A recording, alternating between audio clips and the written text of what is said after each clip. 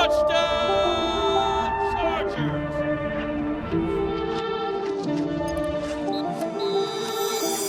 Well, Merry Christmas, everybody, and welcome into a brand new episode of Chargers Weekly. As always, joined by the voice of the team, Matt Money Smith, as we get you set for Saturday in New England. Chargers with an opportunity to punch their ticket to the postseason. And Money, you and Jaleel did an awesome job breaking down that game against the Broncos last week. Full speed ahead with the Patriots, and I think yesterday's games really painted a much clearer picture of what the Chargers have in front of them right now.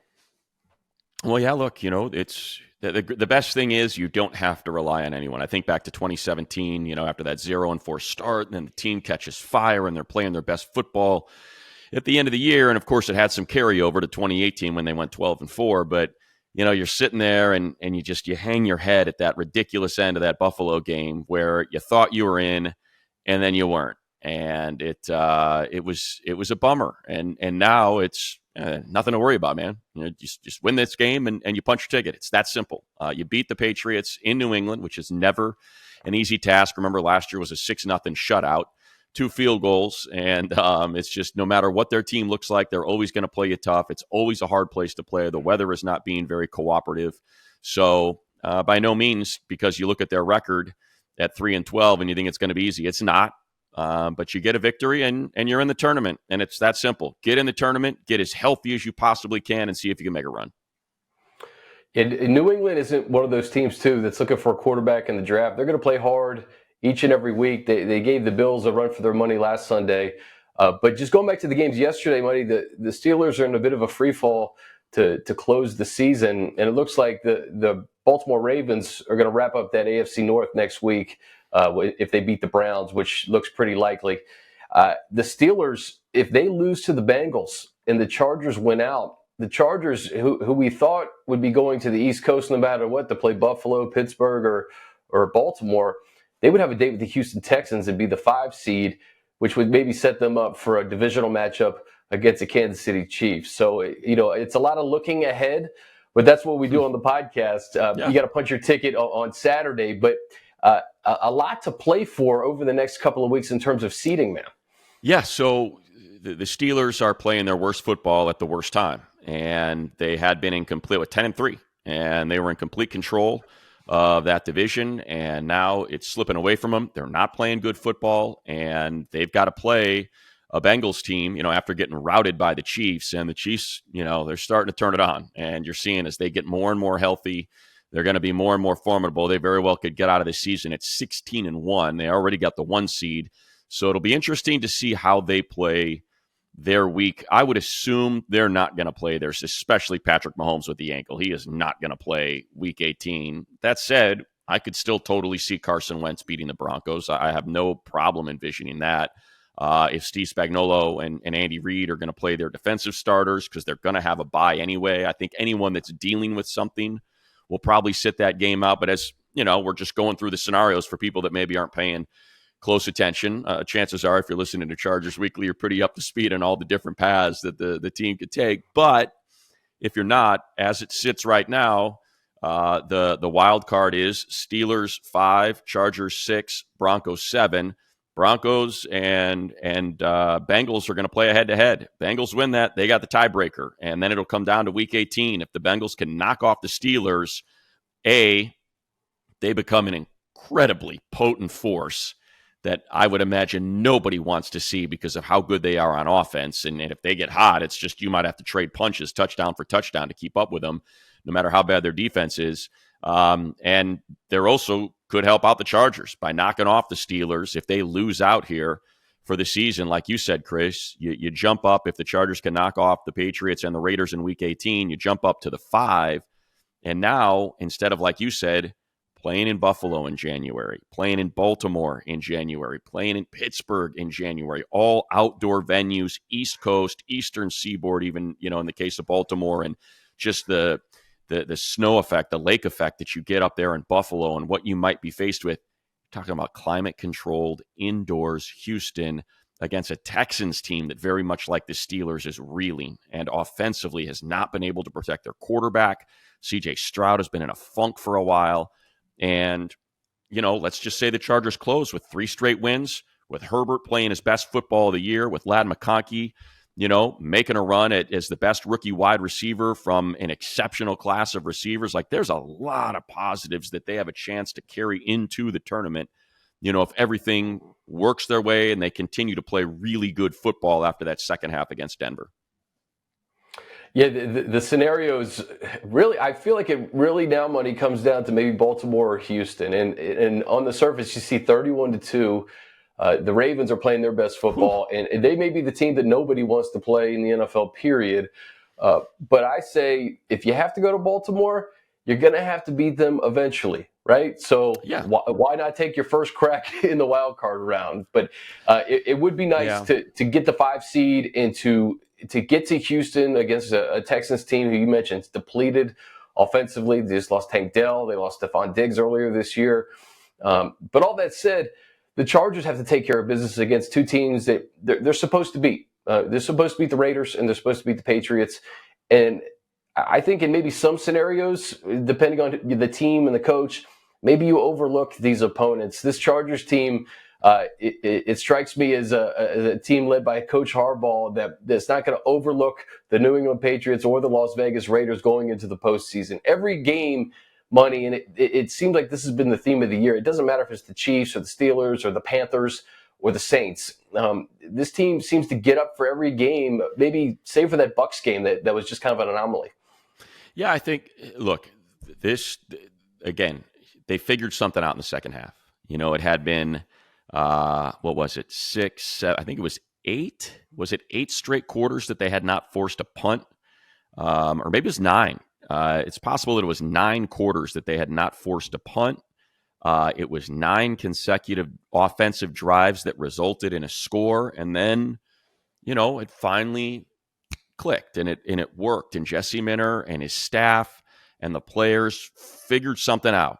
And really a lot of it was putting Derwin back at the big nickel or at that dime backer instead of playing him high with all the injuries to the safeties. But you kind of saw what me here. I'll pull up my notes. I just got them here ready to go for the game against New England. So they've allowed 20 or fewer points in each of their 7 road games. So to have that second half against Denver after, where they kind of were, if you go, I'm trying to see where the splits are. Weeks 1 through 10, they had allowed 13.1 points per game, best in the NFL. And then you go weeks 11 through now, 26 points per game. That's 26th.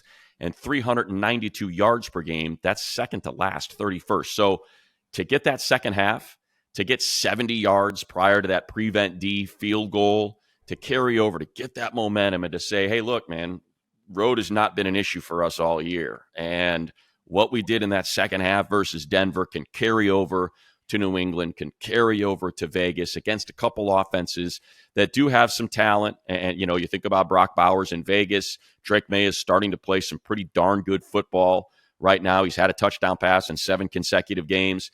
So there's the ability to at least take a positive away, even though you gave up the amount of points you gave up. It was really just those 21 on 3 straight drives, and then you put the clamps on for 6 more over the remaining, whatever it was, 5 or 6 drives that you had a few 3-and-outs in. So I think it's a very long way or circuitous path for me to take, Chris, to get to a point of I love that the defense had that second half, and they were able to not just kind of make a couple plays here and there to win the game, but dominate. They were back to dominant Charger football, 3rd and longs, pinning their ears back, pressures, quarterback hits, turnover opportunities. It looked like the Charger team we saw from weeks 1 through 10. Buddy, I liken this trip to almost like a preseason playoff trip, because if you do have to go to Baltimore in a few weeks, you got to go west to east. You got to play in cold. You have to prepare a couple days in advance. So you can almost kind of go through your playoff preparation on a weekend like this, knowing that you may play on a Saturday. You don't know. But to kind of get into that mode of, hey, we got to be road warriors in January. We got to go west to east. We got to learn how to play in the cold. And I think that the playing the Patriots, a team that's a little frisky right now, and still it's not going to be an easy game going up to Foxborough. All the reasons you just mentioned. I do think that it's a nice kind of a preseason, if you will, to the playoffs to kind of prepare for what playoff football is going to be. So the one thing that's if you look at the defense, right, and you try to figure, okay, what's been that issue since week 11, and it's been the run defense. The run defense has been so dominant, and by stopping the run, you're getting those third and longs, and now the real talent. You think about the month of November with Thule and Khalil and all of these guys that were piling up these sacks. It's because they could stop the run, and then it got away from them. That's essentially what happened on the losing streak. Is Chad Brown of the Bengals, even though they won that game, and Derrick Henry of the Ravens, and think about John Connor and James Conner and the Cardinals, and then in this one, in that first half, the fact that they were gashing them for almost 7 yards per carry on those first few drives, and they figured out, okay, we got to commit more resources. Where it's a defense that plays the lightest box the most often in the NFL, and I think Coach Minter made that adjustment of, okay, it's not working. We've got to commit more resources to the line of scrimmage, and that's what he started doing in that second half. And I'll be anxious to see, because look, New England can run the ball now. They can absolutely. Antonio Gibson and Ramondre Stevenson. You go through their last 3 games. Last week they ran for 4.2 a carry. Week before they ran for 4.8 a carry, and the week before that they ran for 6.2 per carry. So you got to make sure that you bottle those, Stevenson and Gibson up, and that way you're putting a rookie quarterback. I mentioned he's got a touchdown in 7 consecutive games, because he's got an interception in 7 consecutive games too. That's true. So, there's the good, and it's a double-edged sword here with him dropping back. There's some incredible throws, and he's a big horse of a quarterback, very Herbert-esque, and just the way he's built, the amount of hits he can take while still maintaining a solid, not even a solid base, but just maintain his base enough to deliver strikes. Drake Maye's an impressive player, man. And I know the stats and the record might not say as much because of what Jaden Daniels and what Bo Nix are doing, but Drake Maye is every bit in the conversation of being the best quarterback in this class. And, that's why don't let him have the running game. Don't let him have Stevenson. Don't let him have Gibson, and get after it, because these guys, that's what you're seeing. When the play action is working, when you have that threat of these guys ripping off carries for 4, 5, 8 yards. The other good thing, I know I'm rambling here, but the other thing about the running game too is they'll put the ball on the ground. I think, where's I was just going to mention that Stevenson fumbles quite a bit. Yeah, here you go. So I got it. Gibson has got 14 fumbles in his career. He's got 2 this season. Stevenson leads the NFL with 7 fumbles. So you know how opportunistic this defense is. Just get that peanut punch going. And Peanut Tillman, people, for those of you that maybe aren't old enough to remember, that's Charles Tillman. So get that rolling and see if you can create some turnovers and get some more takeaways and cash those in for points. Money, I know you watched the Patriots last week against the Bills. What did you see? Because that game was a lot closer than I think Bills fans were expecting, especially with the way Buffalo has been playing down the stretch. What did you see from the Patriots that made that look interesting? And I also should preface, it's an AFC East divisional matchup, and those games tend to be a little bit closer than meets the eye. Yeah, I mean, I think what I saw was just some mistakes from Josh Allen. There's the interception in there. There's a couple 3-and-outs, and just Drake Maye found a rhythm. He found that rhythm early, and they got those early touchdowns. And again, if you go on that opening drive, it's a 28-yard touchdown pass, to Kayshon Boutte, and it's like there's a connection now between Maye, and we thought it was going to be Kendrick Bourne, but it's Boutte, and I think when you're a rookie, it takes a second to figure that out. Chris, remember it was whatever it was, week 6 or week 7, and we're like, oh man, it'd be so good to get Hunter Henry back on this team, man. It's very reminiscent of Justin Herbert's rookie year when Hunter Henry, let's see, what was it? In 2020 with Justin Herbert, Hunter Henry had 60 catches for 613 yards and 4 touchdowns. This season, he has got 66 catches for 674 yards and 2 touchdowns, and he's his favorite target. He's got 96 targets, and we know how good Hunter is. He is a full-service tight end. He can block his tail off. He's got soft hands. He's a good route runner, and I think as a rookie, you start to develop that chemistry. So to me, that's kind of what we saw is we're seeing this this connection with Booty, and we're seeing this, old steady hand with Hunter Henry that are helping Drake Maye, his rookie season, become a really good quarterback. And of course, that's going to start to flash the later in the year that we get. The other thing too is the Bills didn't really generate a lot of pass rush in that game, and I know you look at the final stats and stuff, and you may look at sacks and QB hits and stuff like that, but it just looked like Drake Maye did have some time to operate back there. So heat him up. Don't let him get going with the run game. And because here we go. They ran the ball. What they threw it 36 times, they ran it 30. They were able to have a very balanced offense. Just get them out of that. Get them 2-1 pass to run, and I think that's kind of the recipe for getting this thing right.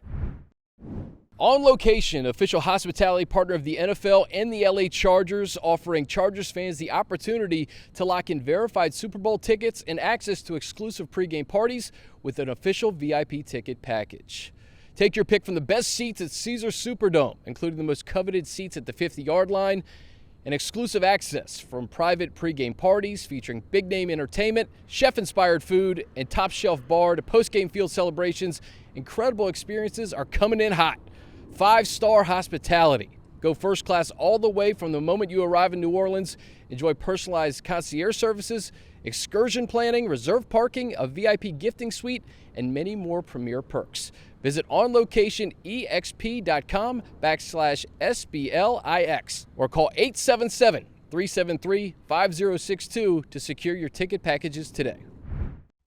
Money, I know you guys broke down the Denver game last week, but as far as Justin Herbert is concerned, and the switch kind of flipping in that second half to just let Justin carry us. And I know the defense clamped down on Denver down the stretch, but the fact that Justin was so dominant in that second half, and he's doing it each and every week with a different set of guys, from Joshua Palmer to Quentin Johnston to Ladd McConkey to Stone Smart. I mean, it doesn't matter who it is.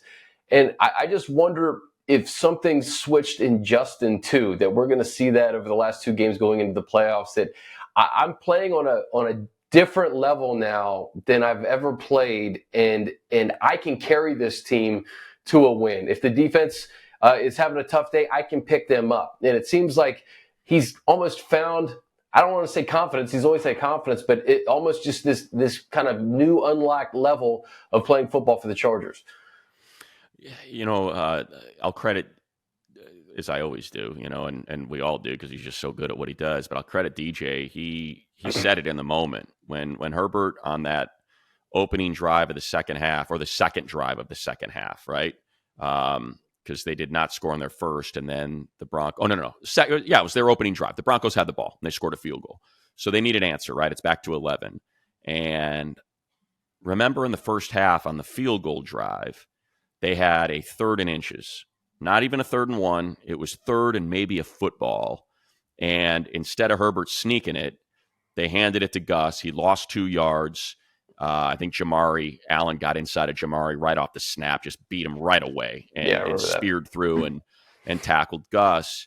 And I remember saying in the broadcast, man, and I get it. I'm usually the guy that's constantly politicking for the quarterback sneak, but I'm guessing Herbert's ankle is not good. You don't want him planting with that thing, pushing into a bunch of 300-pound bodies on the sneak. I get it. I even said, I was like, I'd almost be tempted to put Stone Smart under their former quarterback, and he's 260 pounds. Just let him take it. You only got to get 6 inches. Get in there, man, and mix it up and get your first down, instead of bringing in, a guy who's 7 yards behind the line of scrimmage, gets the ball at 4 yards behind the line of scrimmage, and now has to get 4 yards and 6 inches. So long way of saying, it appeared as though the ankle was that bad, that, hey, this is such an issue that the last thing we want to do is really hurt this thing this early in the game by just trying to get 6 inches of forward progress.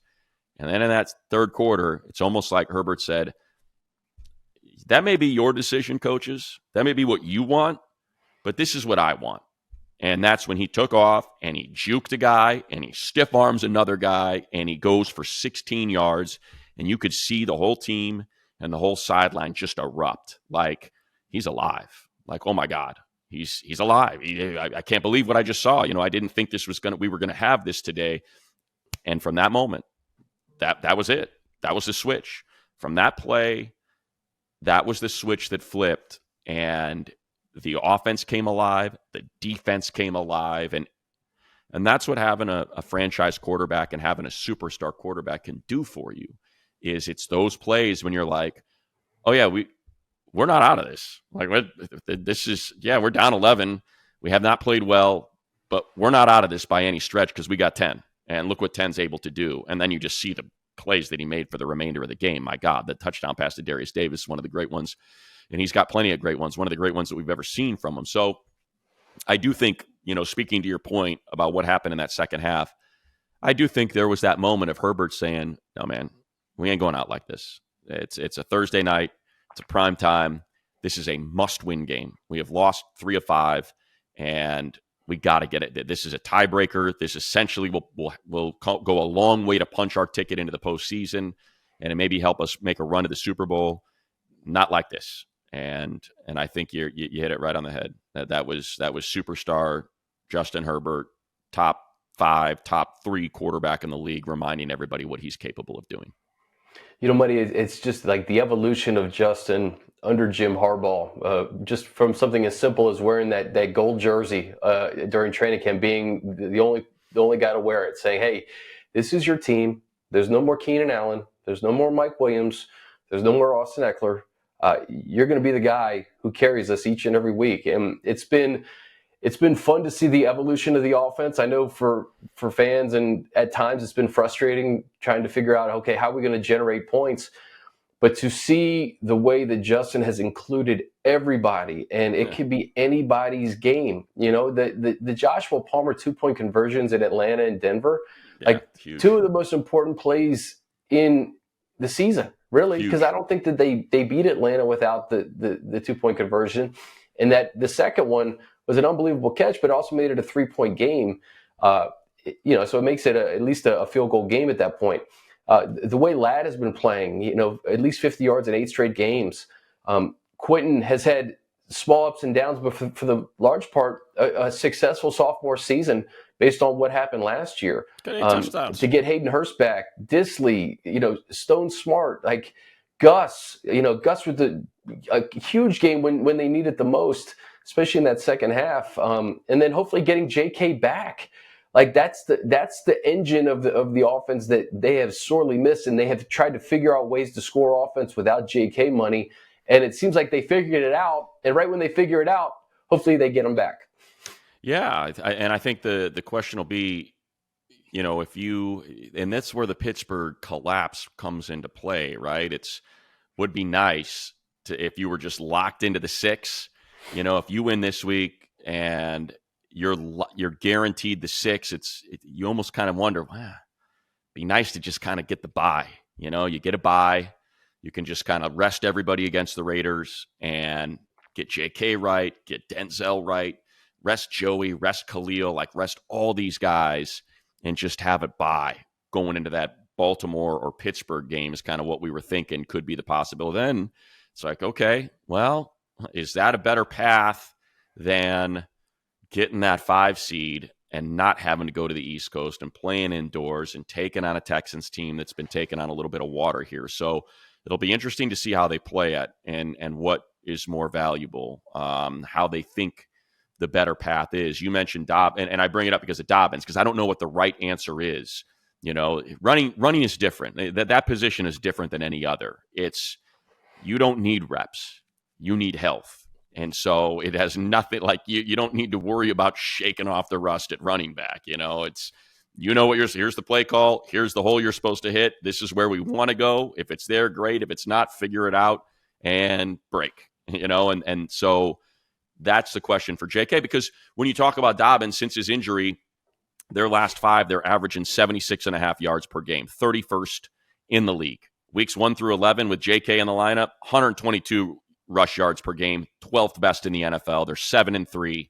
The last, 5, of course, they're 2-3. So it's it's one of those where I don't know what the right answer is. Like I said, you may look at the records, a combined 6-24 between the Patriots and Raiders, but they're still good teams. They're still good. The Raiders are a divisional team.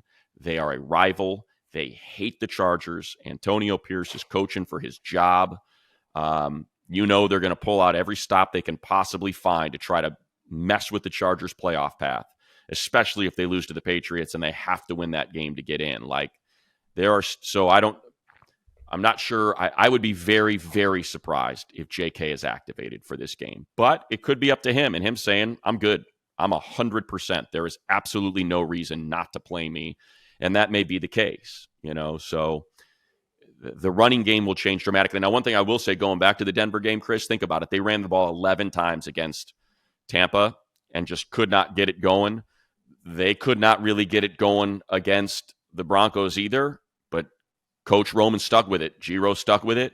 And that's what we talk about. You got to tenderize that meat and then pop it. And that's what happened. They finally popped it, with a run from Gus and with a shovel pass from Hassan right there at the line of scrimmage.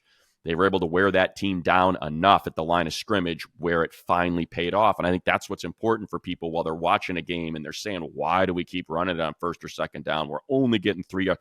Because you have to, because you want your offensive line going forward so they can bring the fight to the game instead of taking the punches. You want them to deliver the punches, and that's how you start to wear out the legs of defensive linemen, because they've now got to hold but they're trying to come forward while you're going forward. You're not just kind of getting back in pass pro and trying to redirect them.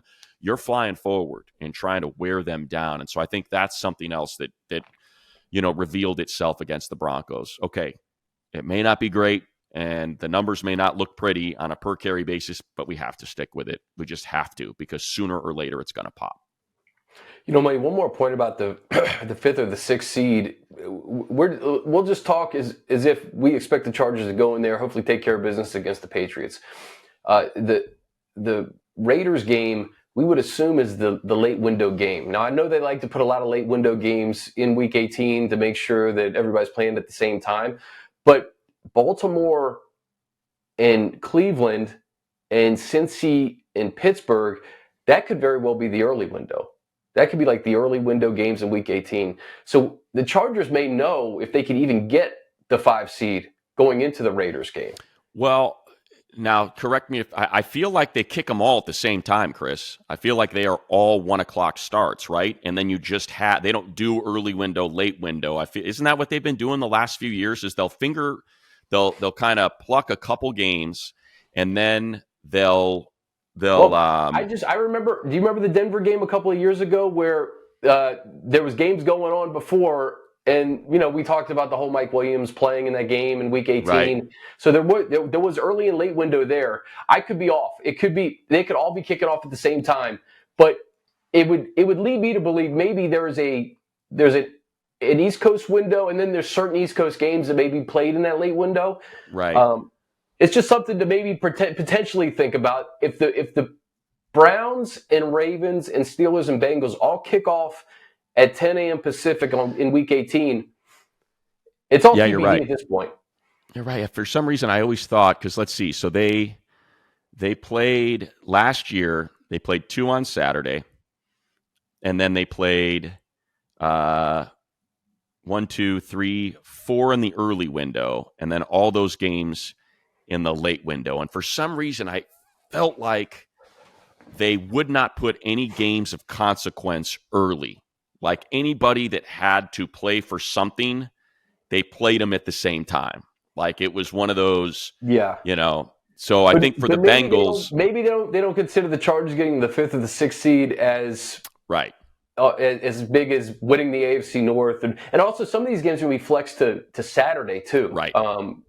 So that's another thing to think about. We could end up having Steelers-Bengals on Saturday, which would be a huge boom for us, because if the Steelers win, then it's like, all right, great, rest everybody. You're the 6th, take the bye. If they lose, all right, let's go. Let's go get it, man. Let's go get the 5 seed. Yeah, I see what you're saying now. It's that, because that's not of consequence. That's not you're getting in or you're not getting in. That's more, 4 or 5. Or 5 or 6. I see what you're saying. Yeah, that'd be great.